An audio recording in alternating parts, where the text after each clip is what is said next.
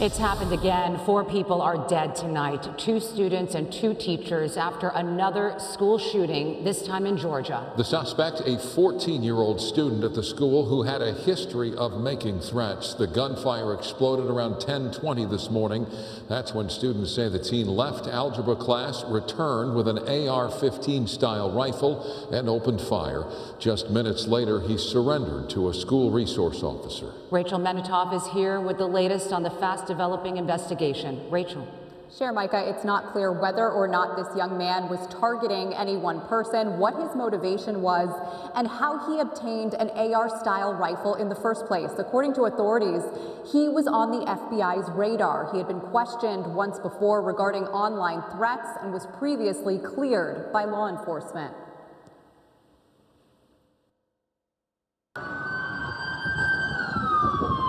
Deputies and first responders rushed to the site of a mass shooting at Apalachee High School, located about 50 miles northeast of Atlanta.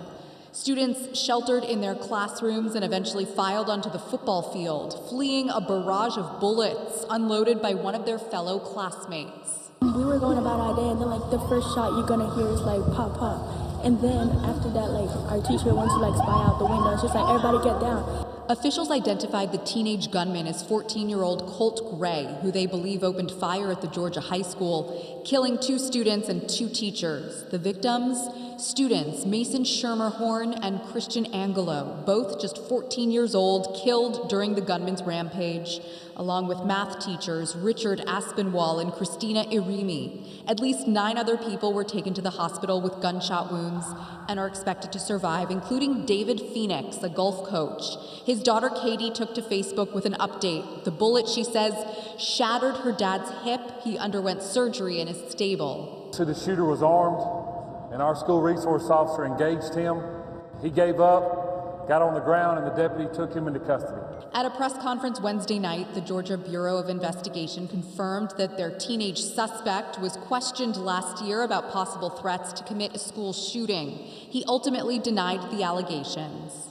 They conducted an investigation at that time, and there was no probable cause for arrest or to take any additional law enforcement action. This young woman survived the shooting by hiding under a desk and reassuring her terrified friends. She believes law enforcement may have missed the signs and passed over a person intent on hurting others. The lives that were taken here today, all the students that died, the teachers that died, all the students that had to watch their teachers or their fellow classmates die, that's the consequence of the action of not taking control where you should be. Both presidential candidates reacted to the shooting today. Vice President Kamala Harris called for tougher gun laws. Former President Donald Trump called the gunman a sick and deranged monster. It's just outrageous that every day in our country, in the United States of America, that parents have to send their children to school worried about whether or not their child will come home alive. It's senseless. It is. We've got to stop it. And we have to end this epidemic of gun violence in our country once and for all. Trump posted on Truth Social, quote, "Our hearts are with the victims and loved ones of those affected by the tragic event in Winder, Georgia. These cherished children were taken from us far too soon by a sick and deranged monster." And authorities are charging the shooter, Colt Gray, with murder and expect that he'll be prosecuted as an adult. Back to both of you. Rachel, thank you.